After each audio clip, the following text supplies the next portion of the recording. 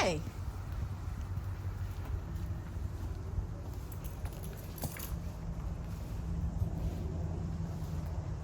So Lee, just talk about the Miguel's decision to run Tawny Port back in the Kentucky Turf Cup after he finished a good second against a very good horse in the a mile and a 16th race. Well, that was 2 miles the other day. It was 2 miles and 16th, don't you? Yes, 2 miles 16. So I think the thinking process behind it is that he's had a couple of runs on the track.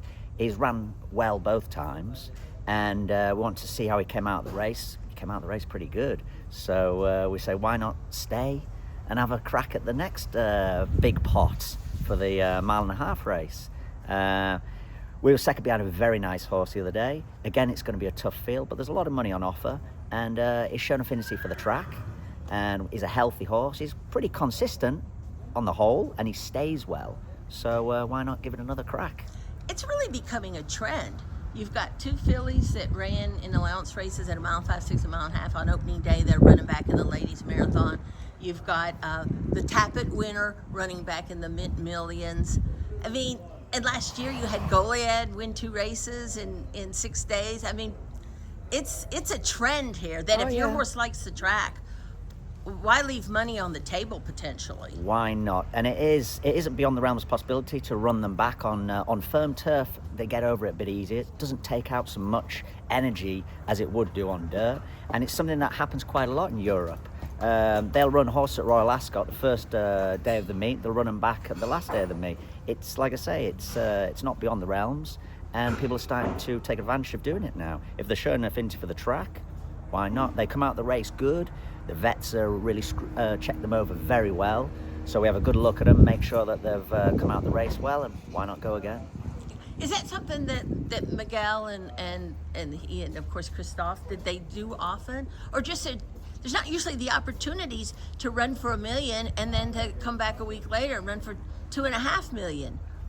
Yeah, exactly. Probably because of that, and because of the showing that the right kind of signs that they like in the place. Why not keep and go again? It's not something that would happen so often back in New York.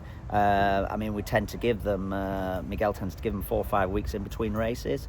But like I say, while you're here and everything's going well, got to keep going. So there's no shipping in between once they are here. They're getting back on the track where they're situated, so they see the track and they get used to it. And like I say, after they've had those couple of races in that small window, then you can give them a little break in between for the next. And tell me a little bit about Tawny Port. He was reinvented a couple years ago as a horse going, long distances on turf, and he's been very consistent. I mean, he's made out so many of the big marathon turf races. Yeah, and like I say, the majority of the time he runs solid races. He's very consistent, but he stays well.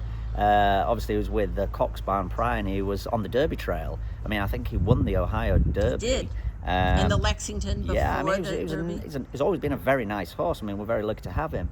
And like I say, he's been a consistent performer for us on the grass. We took him out on the grass a couple of years back now in Saratoga, and he really moved well on it. And of course, he'd shown a liking to turfway on the Tapeda previously for Mr. Cox. So it was, let's go for it. And he's pretty much enjoyed it, and he's been earning a few dollars in the process, so it's all been good. Manny Franco rides him, and he does require kind of an aggressive rider, because he just saves a little bit for himself, and he needs someone to get hold of him and make him finish his work, and he does. So we're happy to have Manny on board. It's great.